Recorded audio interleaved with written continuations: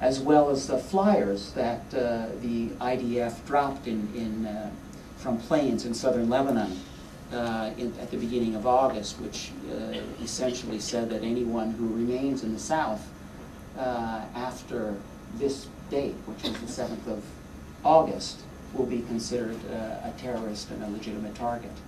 It was addressed to the people of Lebanon, and it was signed by the State of Israel. So when you have, that kind of documentation from the state, and you have the pattern of what's happened on the ground, and all those things taken together, we had to conclude that there was the destruction of civilian infrastructure and the direct attack on civilians was part of the war strategy of the Israelis. There's just not, you can't see the extent of the destruction and put those various ingredients together and not reach the conclusion that this was a deliberate attack, and it's not a byproduct of pursuing legitimate military objectives.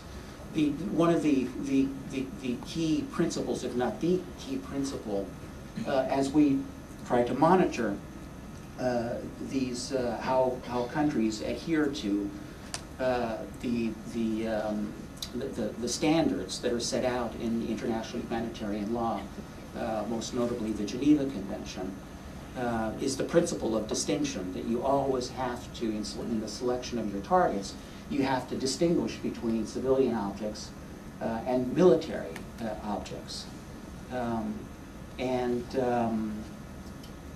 If there's a risk that there may be a disproportionate civilian casualties or destruction of civilian objects as you pursue a military objective, then you have to take that into account. If the response is disproportionate to the military advantage that is gained, then it doesn't become a legitimate target.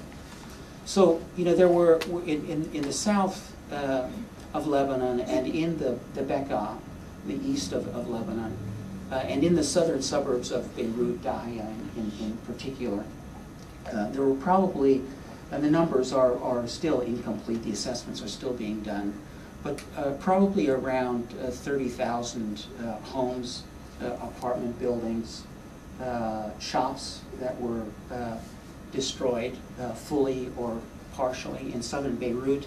For those of you who know that part of Beirut, it's a very heavily inhabited area. The apartment buildings are 7 or 8 stories high, and there were whole sort of blocks that were wiped out, that were demolished in the bombing campaign. And while it's true that Hezbollah had some of their offices, their administrative offices, it's not even the Israelis are arguing that Hezbollah was firing rockets from that area. And there was a lot of firing, obviously, going on from the south, but the weapons that Hezbollah was using, are pretty crude and indiscriminate and fairly short range, most of them. Some of them were heavier and medium range, but they could never have reached Israel from the suburbs of Beirut. So it seemed that the Israelis were defining legitimate targets very, very broadly. And you have to ask the question, as we had to ask the question, what military purpose is served by the destruction of so many buildings, factories, bridges, the civilian infrastructure?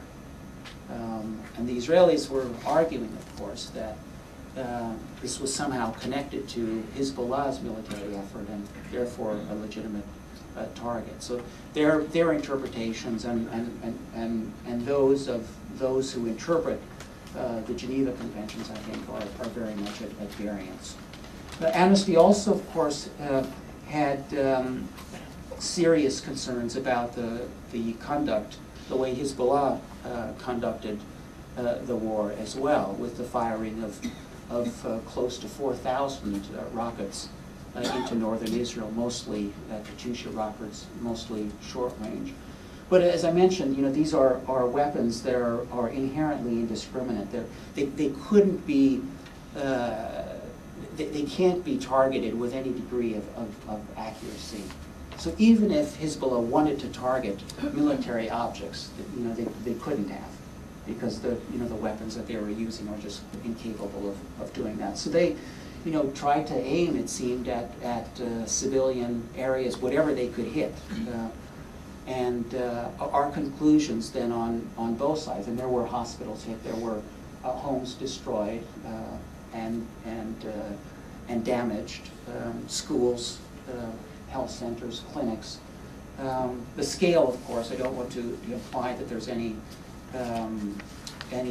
equality in terms of the scale or the scope, because there isn't. It's clearly a disproportionate response in our judgment on the Israeli side.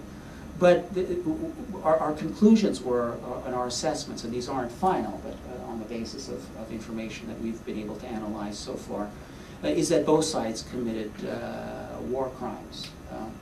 And we are calling for the United Nations to set up an independent and impartial and comprehensive investigation into the actions of both Hezbollah as well as the Israeli army in order to establish more concretely and more authoritatively exactly what happened. And then if that investigation is undertaken and it reaches its conclusions, it does reach similar findings to ours, and I think what Human Rights Watch has also found, then we would be pushing for individuals to be identified, held criminally responsible, and brought to justice.